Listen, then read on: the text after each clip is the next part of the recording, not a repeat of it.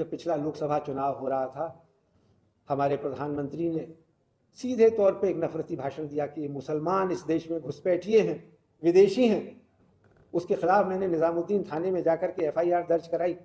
Police inspector की हिम्मत नहीं हुई कि वो मुकदमा दायर करता, हाथ जोड़ लिया उसने कि साहब हम ये नहीं कर सकते। मैंने कहा ठीक, आप मत करिए, लेकिन लिख के दीजिए कि आप नहीं कर सकते।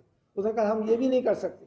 तो मैंने फिर साकेत कोर्ट में मुकदमा दायर किया कि इस प्रधानमंत्री के खिलाफ जो सुबह शाम इस देश में दंगे कराने की बातें कर रहा है, आग लगा रहा है, फैला रहा है, उसके खिलाफ कोई कार्रवाई होनी चाहिए।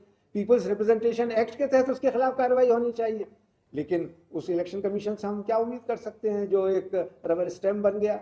उसकी पार्टी के जितने चीफ मिनिस्टर्स हैं, और अभी जो 1-2 दिन में होने वाला है, वो खुल करके हिंदू मुसलमान की बात करता है, हिंदू मुसलमान, हिंदू मुसलमान, हिंदू मुसलमान। और एक तरह से बता दिया गया है कि यहाँ एक ब्लेटेंट मेजोरिटेरियन कम्युनल एजेंडा चलेगा, डंके की चोट पर चलेगा। हिंदुस्तान का कॉन्स्टिट्यूशन हमें रोक नहीं सकता। बाद हैं APCR के तमाम अरकान जिन्होंने आज ये वेबसाइट लॉन्च किया है। ये इस वक्त की अशद ज़रूरत है। जब इस मुल्क का वज़ीर आज़म पिछले 12 साल से खुलेआम पब्लिक स्पीचेस में हेट स्पीच देता हो, हेट क्राइम करता हो, और उसके ख़िलाफ़ कोई कार्रवाई ना तो इलेक्शन कमीशन करे ना अदालतें करें, तो बड़ी मायूसी होती है। ऐसे में क्या किया जा सकता है? और इससे फ़रोग़ मिलता है। सिर्फ वज़ीर आज़म नहीं, अगर एक वज़ीर आज़म ही होता तो शायद मान लिया जाता कि चलिए ये इस आदमी की आदत है, इस तरह की बातें करता है। उसकी पार्टी के जितने चीफ मिनिस्टर्स हैं, और अभी जो 1-2 दिन में होने वाला है, वो खुल करके हिंदू मुसलमान की बात करता है, हिंदू मुसलमान, हिंदू मुसलमान, हिंदू मुसलमान।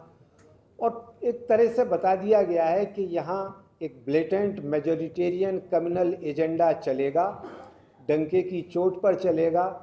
हिंदुस्तान का कॉन्स्टिट्यूशन हमें रोक नहीं सकता। यहाँ सुप्रीम कोर्ट के कई सीनियर वकील बैठे हुए हैं, मेंबर पार्लियामेंट बैठे हुए हैं।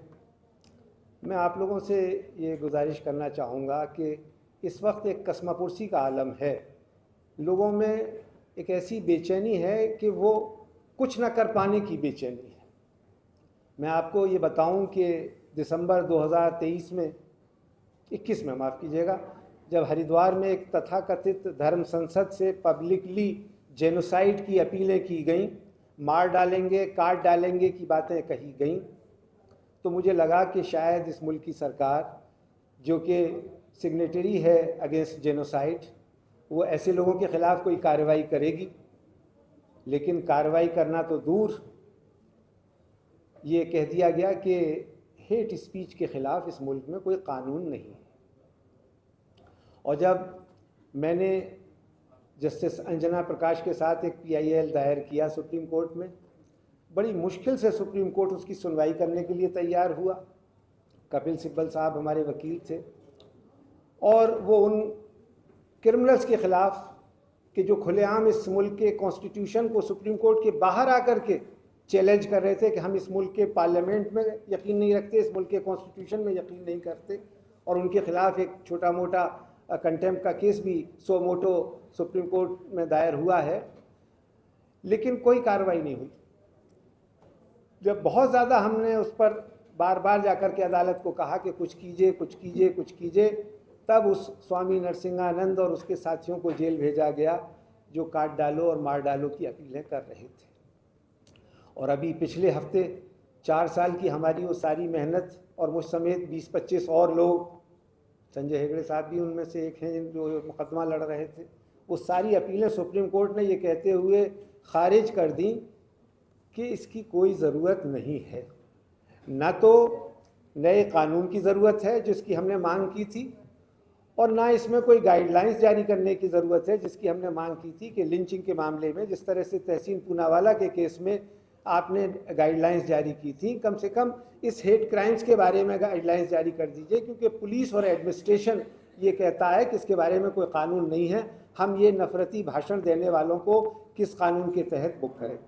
हालांकि 2022 में सुप्रीम कोर्ट ने ही मेरे मुकदमे में कुर्बान Ali versus union of India में ये डायरेक्टिव दिया है, जब महाराष्ट्र में नफरती स्पीचेस हो रही थी और रैलियां निकाली जा रही थी, कि एडमिनिस्ट्रेशन को कोई मुकदमा दर्ज हो, कोई एफआईआर दर्ज हो, इसका इंतज़ार करने की ज़रूरत नहीं है। उन्हें सो मोटो कॉग्निजेंस लेना चाहिए और कार्रवाई करनी चाहिए, क्योंकि ये एक गंभीर अपराध है। और इस तरह से कुछ कार्रवाई हुई भी, लेकिन वो सुप्रीम कोर्ट ने पिछले हफ्ते उस सब पर पानी फेर दिया, उस सबको खारिज कर दिया, और उन लोगों के हौसले और ज़्यादा बुलंद हुए जो सुबह शाम नफरती भाषण देते हैं और जो बताते हैं कि ये मुल्क हिंदुओं का मुल्क है। बाकी लोगों को इस मुल्क में जो सो कॉल्ड बाकी लोग हैं, माइनॉरिटीज़ हैं, उन्हें मेजॉरिटी के रहमो करम पर रहना होगा और वो उनका कुछ नहीं बाल बांका किया जा सकता। यानी हम इस मुल्क के संविधान को अपने पांव तले रौंदते हैं।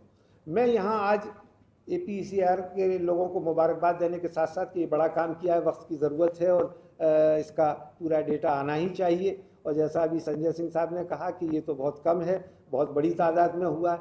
मैं मनोज झा साहब से और संजय सिंह साहब से ये कहना चाहूँगा कि आप बहैसियत मेंबर पार्लियामेंट एक प्राइवेट मेंबर बिल तो पेश कर दीजिए कि इसके लिए कानून बनाया जाए। चलिए, मुबारक कि आपने ये किया। ये होना चाहिए, कम से कम ये चीज़ें रिकॉर्ड पर तो आएँ कि इस मुल्क में कोई आदमी स्कॉट फ्री नहीं जा सकता इस तरह से ये वाहियात बातें करके, ये नफरती भाषण दे करके। और सुप्रीम कोर्ट में भी लगातार ये कोशिश होनी चाहिए और दूसरी अदालतों में भी कि इसके ख़िलाफ़ लगातार सुनवाई हो। अदालत 1 बार, 2 बार, 3 बार, 100 बार मना करेगी, लेकिन 1000 बार शायद मना नहीं कर पाएगी। आखिरी बात मैं कहूँगा, अभी जब पिछला लोकसभा चुनाव हो रहा था, हमारे प्रधानमंत्री ने सीधे तौर पे एक नफरती भाषण दिया कि मुसलमान इस देश में घुसपैठिए हैं, विदेशी हैं। उसके ख़िलाफ़ मैंने निज़ामुद्दीन थाने में जाकर के FIR दर्ज कराई।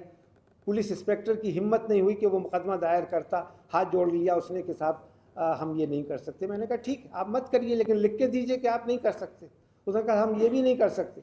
तो मैंने फिर साकेत कोर्ट में मुकदमा दायर किया कि इस प्रधानमंत्री के खिलाफ जो सुबह शाम इस देश में दंगे कराने की बातें कर रहा है, आग लगा रहा है, फैला रहा है, उसके खिलाफ कोई कार्रवाई होनी चाहिए।